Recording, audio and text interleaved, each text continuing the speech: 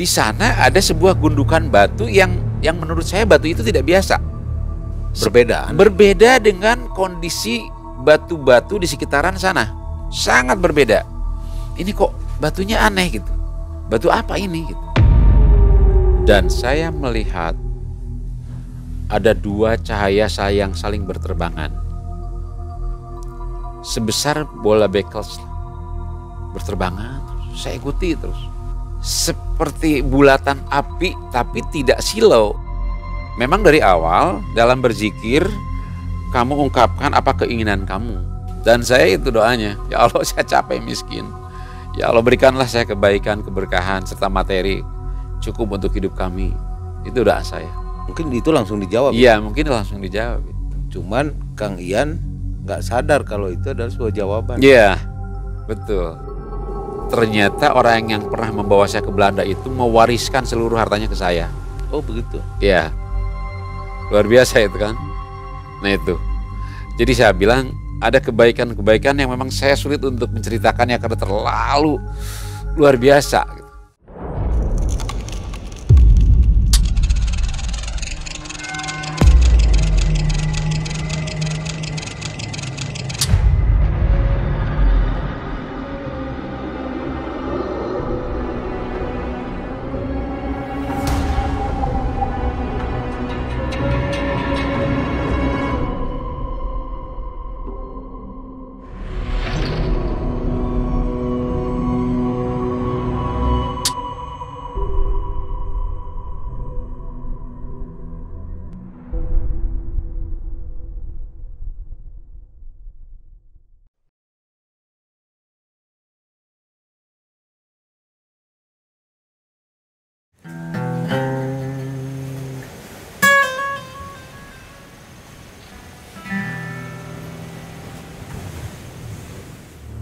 Assalamualaikum warahmatullahi wabarakatuh. Sobat Malam Mencekam sekalian, kita ketemu lagi.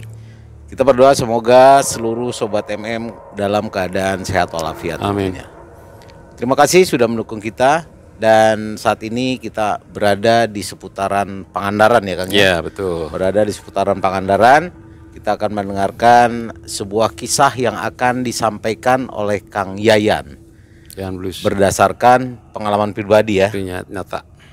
Berdasarkan kisah nyata dari Kang Yayan Blues. Nah Sobat MM, kembali saya mengingatkan nih bahwa Malam Mencekam itu upload setiap hari Senin, Rabu, Jumat, dan Sabtu. Dan tepat jam 20.30 waktu Indonesia bagian Barat. Jadi jangan lupa catat hari dan jamnya. Nah saya akan memberikan sebuah kenang-kenangan khusus bagi narasumber yang tampil di Malam Mencekam. Apa kenang-kenangannya? Kita akan kasih kaos eksklusif dari Malam Mencekam. Nah ini nanti buat Kang Yayan nih. Siap. Ya tapi bukan sekarang dikasihnya nih Kang ya. Oke siap. Oke. Terima kasih sebelumnya. Ya sama-sama Kang Yayan. Oke. Nah kita kan kenalan dulu sebelum kita ngobrol dengan Kang Yayan. Kita mau tahu dulu benang merahnya apa sih yang mau disampaikan, yang mau dikisahkan untuk kita semua. Assalamualaikum Kang Yayan. Waalaikumsalam warahmatullahi wabarakatuh. Gimana sehat? Alhamdulillah keluarga sehat. Keluarga sehat. Keluarga sehat. Kang Yayan profesi apa? Sejauh ini saya sebagai pengamen ya, mungkin dikatakan pengamen. Tapi solo, akustik dan ngisi vokal sendiri. Solo ya? Solo sendirian. Dari tahun berapa tuh Kang Yayan? Wah saya dari kecil ya. Dari kecil? Dari kecil. Ya, berarti kebetulan sudah mendarah daging banget ya? Betul. Kebetulan dengan gitar saya sudah menginjak beberapa negara. Oh alhamdulillah ya. Amsterdam, Den Haag, Belgia. Dan bahkan kebetulan saya pernah ikut sebentar pendidikan di sekolah musik di Konservatorium Tilburg, Belanda. Di Belanda? Ya. Wah ini ternyata bukan orang bilang zaman sekarang tuh bukan kaleng-kaleng ini. Ini berat ini, bukan kaleng-kaleng ya. Mungkin nanti coba Kang Yayan kira-kira instrumen atau lagu mungkin yang bisa Kang Yayan persembahkan nih. Oke. Satu bar mungkin. Satu bar ya. Siap. Oke. Kita lihat Kang Yayan main nih.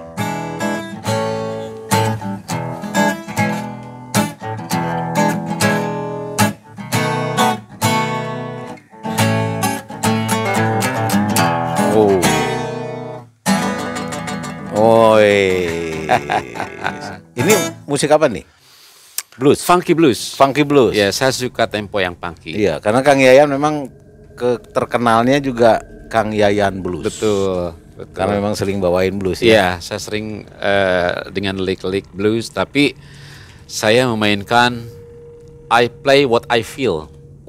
Itu Saya apa mainkan apa yang saya rasakan. Oh gitu. Jarang saya mengcopy dari karya musisi besar misalnya, tapi lebih enjoy saya mainkan apa yang saya rasakan. Gitu ya. Apa yang saya rasakan, alat musik sebagai medianya. Dan saya sampaikan rasa itu kepada rekan-rekan yang mendengar untuk dinikmati. Luar biasa. Tepuk tangan. Oke, sobat malam sekalian sekalian, kita langsung ke Kang Yayan Blues menceritakan tentang kisahnya seperti apa. Nah, Kang Yayan, Ya. kira-kira kisah yang mau disampaikan ini kisah apa nih, Kang Yayan? Iya. Dan tahun berapa nih kejadian?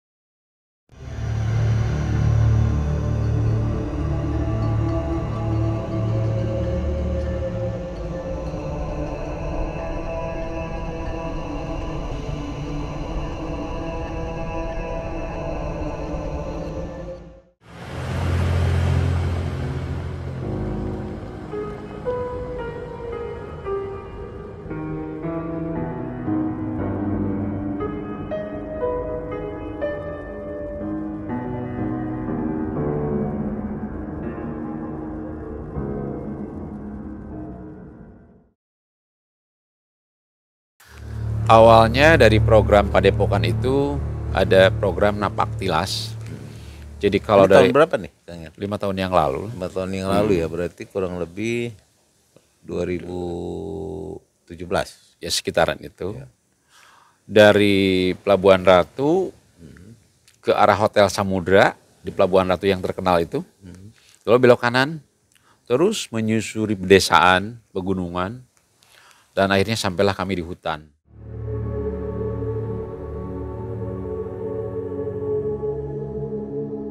Hutan belantara benar-benar saya pikir tidak ada orang yang pernah menginjak di situ kalau menurut saya.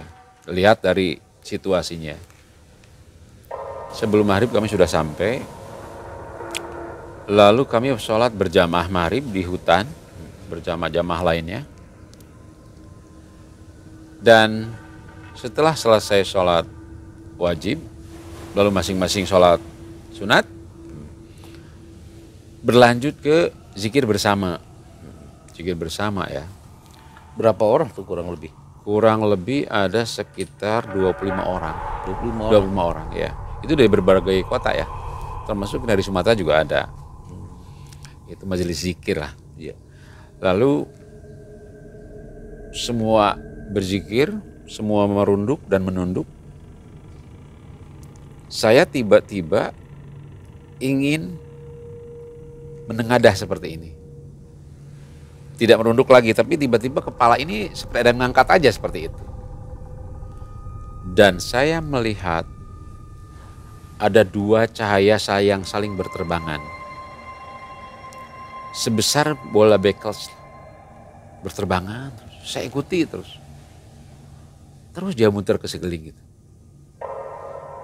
Ini kok aneh ya. Tapi saya tidak berani bertanya kepada rekan yang di sebelah saya juga.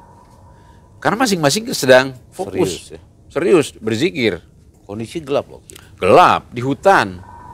Keadaan gerimis lagi. Keadaan gerimis. Di situ terus bertebangan beberapa menit lah. Saya nggak berani menatap lagi, saya menunduk lagi, ikut berzikir lagi. Tapi ternyata kepala ini seperti ada yang ngangkat lagi. Untuk melihat cahaya yang tadi. Terus cahaya itu ke kiri, ke kanan, ke atas, ke bawah, berterbangan. Persis bola bekel yang tapi bercahaya dia tuh. Sangat menyala dan bercahaya pokoknya. Seperti bulatan api tapi tidak silau. Seperti lampu apa ya, pokoknya bulat lah berterbangan itu. Saya jadi aneh karena saya yakin yang lihat aja saya. Yang lainnya sibuk berzikir dan ya, fokus. Setelah saya membaca ayat-ayat suci, menghilanglah benda itu. Dengan sendirinya entah kemana. Hanya ketika dalam kejapan mata saya, menghilang. Udah nggak ada. Iya, udah nggak ada. Dan tentunya juga saya penasaran, lalu pada subuh saya memberanikan diri untuk bertanya, Pak Haji, saya melihat dua cahaya yang berterbangan ketika yang lain berzikir. Karena tiba-tiba kepala saya seolah ada yang mengangkat untuk melihat benda yang bercahaya itu. Bagus, kata Pak Haji.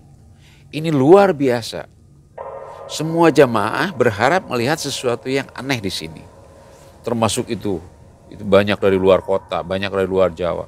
Ingin melihat sesuatu yang aneh datang ke sini. Bagus. Tunggu saja keajaiban-keajaiban berikutnya, kata Pak Haji. Ya, akhirnya dengan senang hati, gembira, karena Pak Haji menyampaikan berita tersebut dengan sumringah ya. Seolah-olah akan ada kebaikan yang akan hadir ke dalam hidup saya setelah melihat cahaya itu. Singkat cerita, 2 hari 2 malam di sana, kami pun menyudahi petualangan itu dan kami kembali ke Padepokan. Sekitar 1,5 jam lah menuju Padepokan di Pelabuhan Ratu. Lalu saya pulang lagi ke camp musik di tempat kami bermain, yaitu di Hotel Cimaja di Pelabuhan Ratu. Ketika sore hari, saya jalan-jalan. Pada saat itu memang saya seperti orang hilang. Uang tidak ada, keluarga tidak ada ya. Sahabat hanya terbatas karena saya orang baru di sana. Sore hari, saya ketemu orang asing, orang Australia. Dan kami komunikasi dalam bahasa Inggris, menanyakan profesi masing-masing. Nama, dan saya bilang bahwa saya berprofesi sebagai musisi lokal walaupun tidak terkenal dan tidak jago, tapi hanya sekedar musisi biasa saja. Oh, saya juga musisi.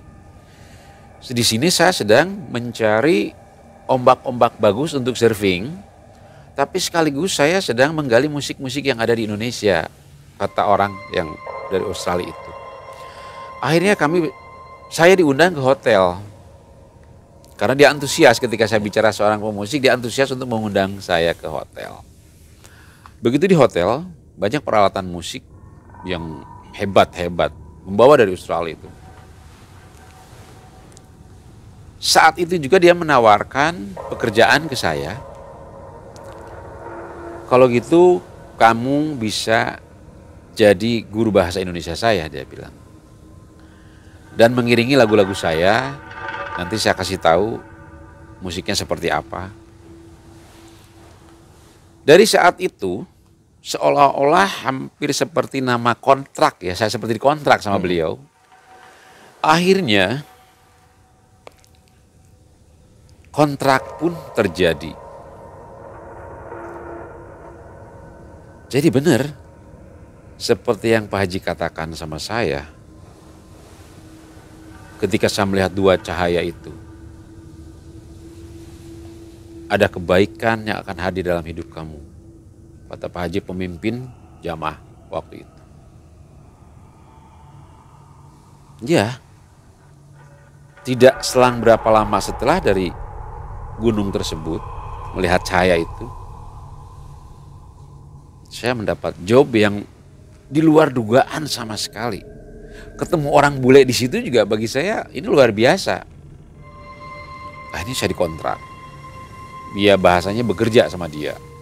Sebagai guru bahasa Indonesianya, kebetulan saya berbahasa Inggris.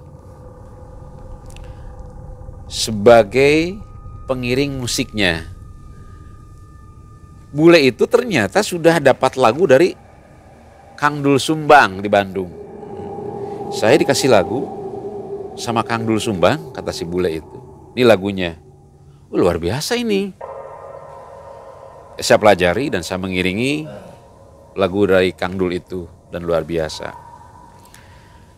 Kebetulan saya pernah ke beberapa negara di Belanda, di Belgia, apalagi di Belanda itu sendiri saya ke Amsterdam, Den Haag, semua saya kelilingi.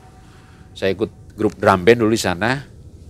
Sekaligus saya juga main gitar lah, lagu-lagu sederhana saya mainkan. Tapi pengalaman ini di sebuah hutan dalam zikir saya melihat benda aneh, benda asing yang ternyata itu sebuah pertanda yang luar biasa. Kata guru saya, sebuah kebaikan, dan saya membuktikan itu. Dan terbukti itu. Dan terbukti. Saya mandi uang. Seperti apa tuh? Apa aja sehingga bisa mandi uang itu seperti apa? Guru bahasa Indonesia, saya dibayar besar. Sebagai pengiring beliau yang bermain vokalisnya dibayar. Sebagai pemandu, saya mengantar dia kemana saja, saya dibayar. Terbayang bagaimana uang saya saat itu. Setelah berapa lama? Setelah kejadian dari Gunung Halimun itu. Ya. Melihat benda bercahaya itu. Luar biasa lah.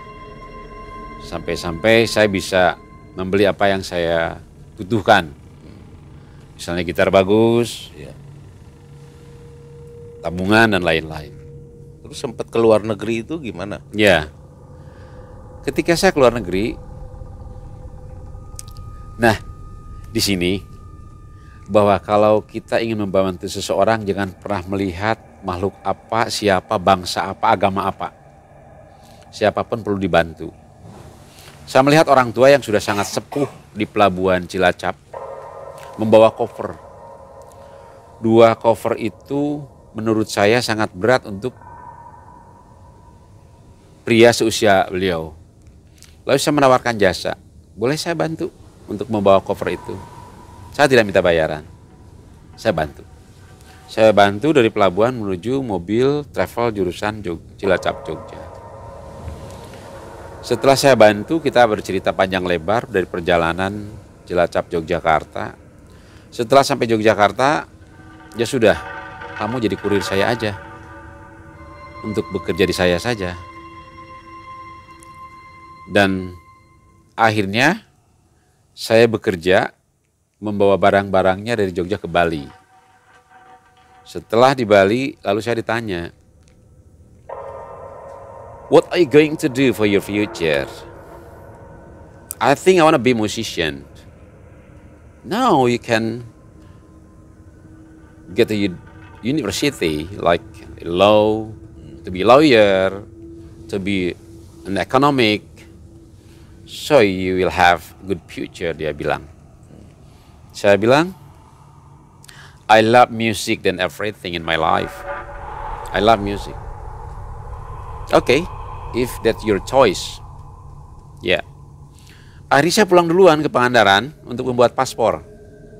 Kan nanti saya susul karena saya harus ke Lombok dulu, dia bilang. Selang berapa lama beliau nyusul ke Pangandaran, paspor saya sudah jadi. Akhirnya ditentukanlah tanggal tiketing untuk penerbangan. Lalu kami ke Soekarno-Hatta, kami terbang menuju Jakarta Schiphol Amsterdam. Sampai di Schiphol, wow, luar biasa nih. Saya orang pantai yang setiap saat di laut, melihat orang bule semua gitu. Lalu di Schiphol kita naik kereta ke Amsterdam. Dari Amsterdam 2 jam ke Breda. Dari Breda ke Oosterhout. Kami tinggal di Oosterhout. Setelah tinggal beberapa di Oosterhout, kami melihat-lihat sekolah musik. "You have to go to good music school," dia bilang. Oke. Akhirnya kami mendapatkanlah sekolah terbaik di sana, namanya konservatorium.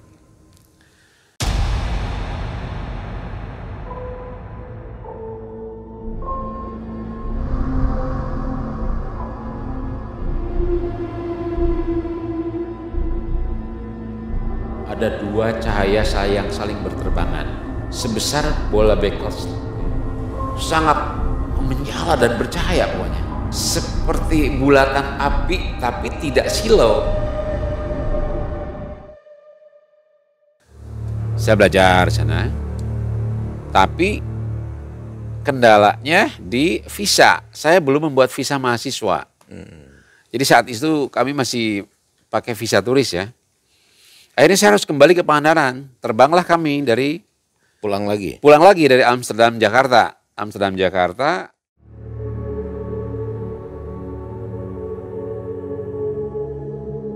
Jadilah visa mahasiswa dan kami terbang lagi. Saya terbang sendirian sambil bawa-bawa gitar ya. Saya terbang lagi ke Belanda dengan modal visa mahasiswa. Jadi saya di Belanda bisa bekerja paruh waktu kuliah sambil bekerja untuk kebutuhan tambahan. Karena sebetulnya saya dijamin full. Rumah, kendaraan, uang jajan. Kalau kuliah udah dibayar, Pak. Kampus sudah dibayar. Jadi dia sponsor saya secara penuh. Ya, lama. Karena saya orang desa, orang pantai yang setiap hari di pantai. Dengan kebudayaan Sunda, Indonesia, dan saya orang Islam. Ternyata saya tidak cocok hidup di negara yang bukan negara seperti negara saya. Tetap nggak betah. Tetap nggak betah. Lalu teman-teman Indo di sana kan banyak. Di Oosterhout itu nyaris seperempatnya warga Indonesia. Dan mereka sepertinya ikut kecewa ketika saya harus pulang ke Indonesia. Karena kita sudah enak ya berbaur apalagi dengan musik. Akhirnya saya pulang ke kampung halaman nan indah dan mempesona Pangandaran. Disinilah saya menetapkan diri sebagai musisi akustik. Selain itu apa lagi tuh kira-kira yang pernah diingat sama kebaikan apa lagi? Banyak sekali, bahkan saya anak seorang buruh cuci. Sampai saya pun tidak percaya.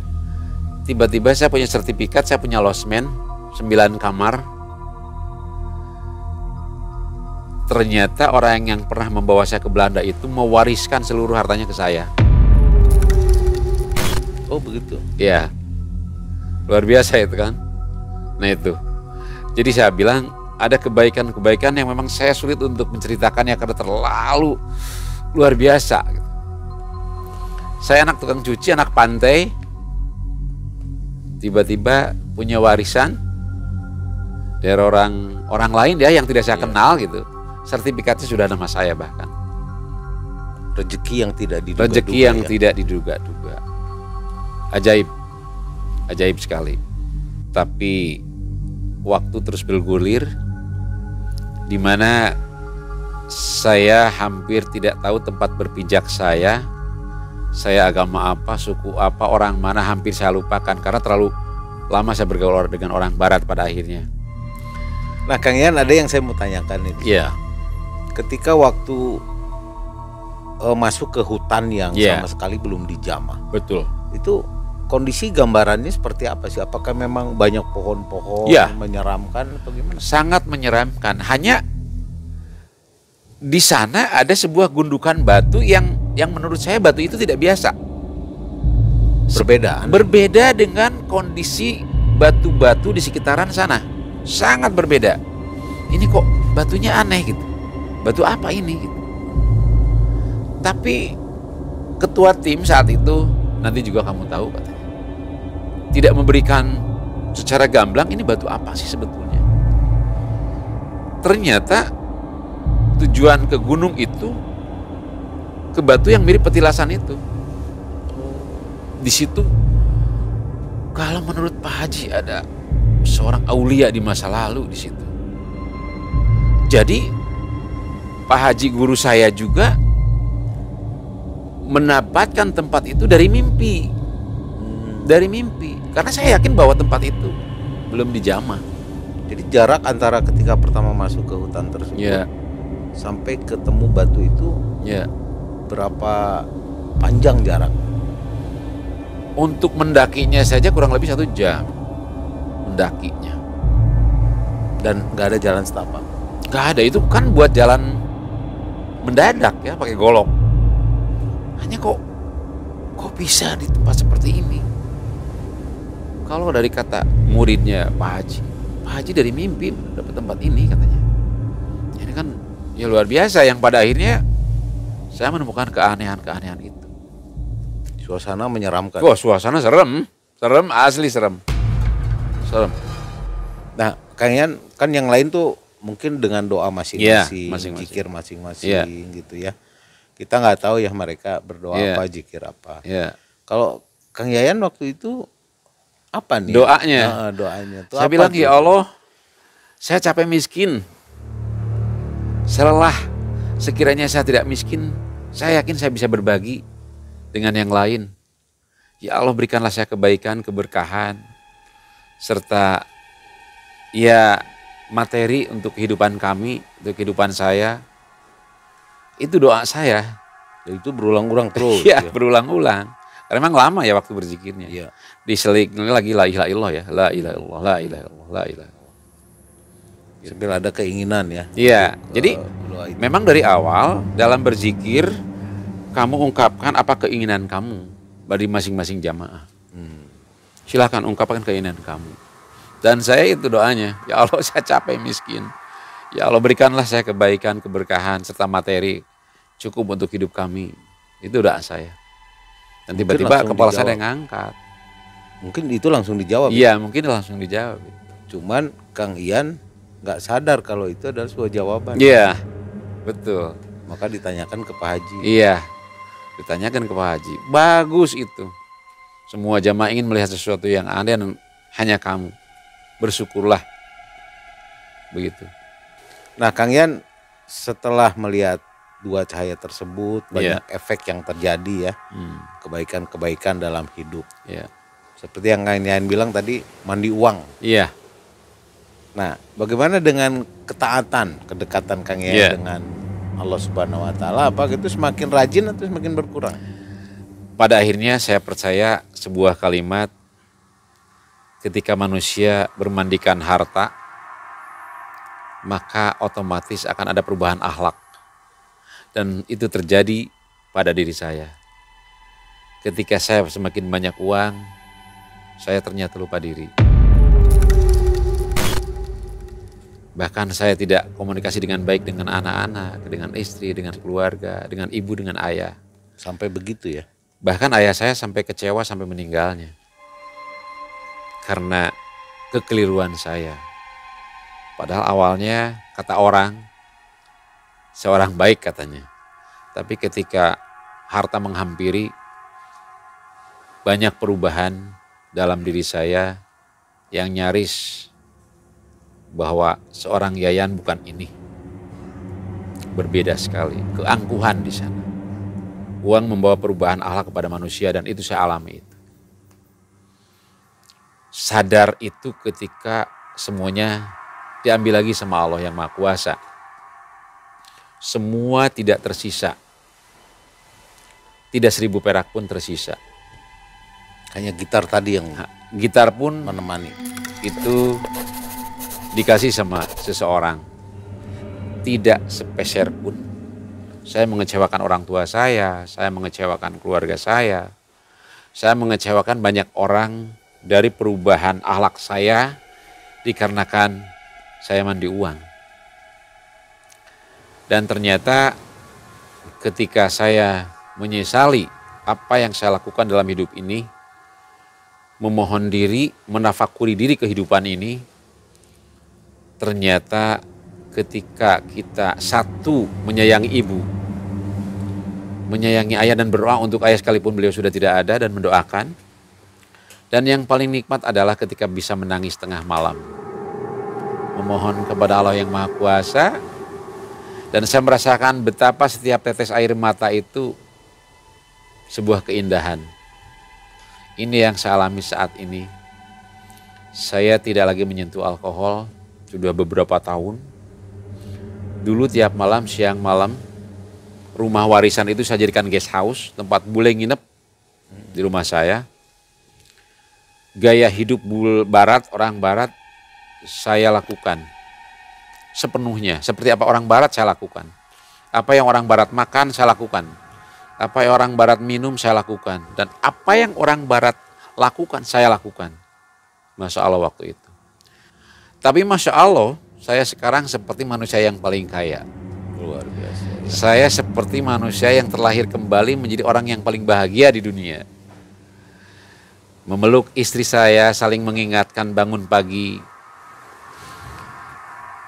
Memeluk anak saya di mana masa lalu saya tidak pernah saya lakukan.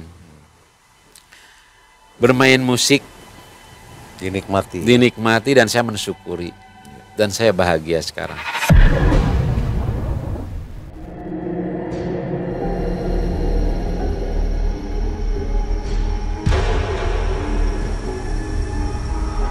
Di sana ada sebuah gundukan batu yang menurut saya batu itu tidak biasa. Berbeda dengan kondisi batu-batu di sekitaran sana. Sangat berbeda. Kalau menurut Pak Haji ada seorang aulia di masa lalu di situ. Nah, Kang Yan, dari pengalaman yang Kang Yayan alami nih sampai sekarang nih, perjalanan hidup sampai sekarang nih, kira-kira ada nggak pesan moral yang mau disampaikan ke Sobat Malam Mencekam? Iya. Sahabat, kekayaan bukanlah sebuah tujuan hidup. Saya pernah kaya. Sekelas apa di negara kita ini yang bisa bolak-balik Amsterdam, Jakarta? Uang bukanlah jawaban. Harta bukanlah sesuatu yang harus digali terus-menerus. Saya mengalami dan itu tidak nyaman. Tapi ketika saya menjadi seorang pengamen, mensyukuri yang saya dapatkan, yang saya nikmati, ini luar biasa. Ternyata lebih nikmat ya. Lebih nikmat dan saya seperti orang yang lebih kaya dari siapapun. Ya. Kebahagiaan saya nikmati, kenyamanan hidup saya nikmati. Ya. Membangun keluarga kecil yang setiap saat mendengarkan Penuh suara syukur adzan ya. begitu indah. Penuh rasa syukur. Penuh rasa syukur. Nikmat ya. Luar biasa, Masya Allah nikmat hidup sekarang. Oke, baiklah Kang Yan, terima kasih sudah berkisah dan bercerita di channel Malam Mencekam ya. Nah Sobat Malam Mencekam sekalian, seperti yang apa disampaikan oleh Kang Yayan adalah bahwa harta bukan segala-galanya. Apalagi orang yang mengejar harta dengan melakukan banyak hal dan menghalalkan berbagai macam cara. Apakah itu pesugihan, apakah itu dengan cara yang nggak benar. Itu tetap akhirnya akan menemukan jalan buntu. Ya. Dan itu sudah termasuk dalam kategori musyrik ya. Betul, Ya. betul. Nah jadi semoga video ini memberikan banyak inspirasi positif kepada kita semua. Dan Sobat Malam Mencekam sekalian, nah ini nih. Seperti janji di awal tadi bahwa setiap narasumber kita akan kasih kenang-kenangan dari tim Malam Mencekam, yaitu kaos. Dan saya serahkan langsung ke Kang Yayan nih. Ini kaosnya, kaos kenang-kenangan eksklusif untuk narasumber. Terima Saya kasih serahkan banyak. Kang Yan ya. Terima kasih Atur banyak. nuhun ya. Amin. Iya. Sama-sama. Baik Sobat Malam Mencekam sekalian, itulah tadi kisah yang sangat menarik, yang sangat menginspirasi buat kita semua. Ambil sisi positif dan buang hal yang negatif. Saya Yudi dan tim Malam Mencekam, juga Kang Yayan Blues. Pangandaran. Kami pamit mundur. Assalamualaikum Assalamualaikum warahmatullahi wabarakatuh.